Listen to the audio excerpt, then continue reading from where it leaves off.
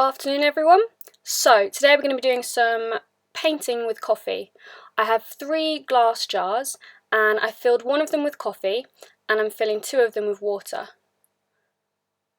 I'm then moving back and adding in some water and just mixing it up quite well.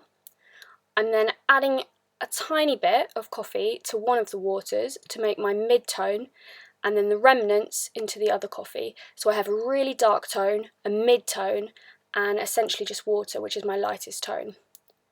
I'm then starting off with my mid-tone, sketching out the features, just using line. I'm starting with the eyes and I'm basically just working my way out. You can use a stick or a paintbrush for this activity.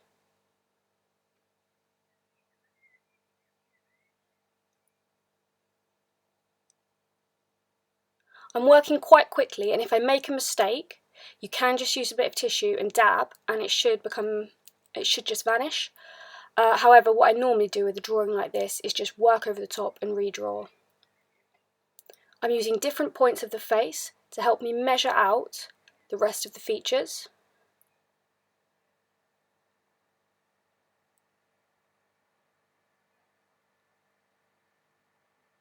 If I would like to add any darker tones, I then work back into it over the top, being slightly more scribbly with my mark. You can see that my marks are quite free, and I'm not being too precious about these marks when I apply them down. This drawing should only take you about 10 to 15 minutes.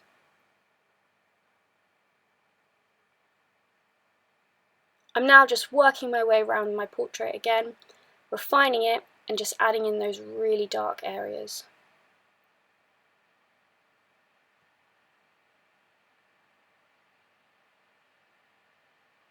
This just helps to make the portrait look slightly more three-dimensional and give a bit more structure to her face. I'm now working into the hair,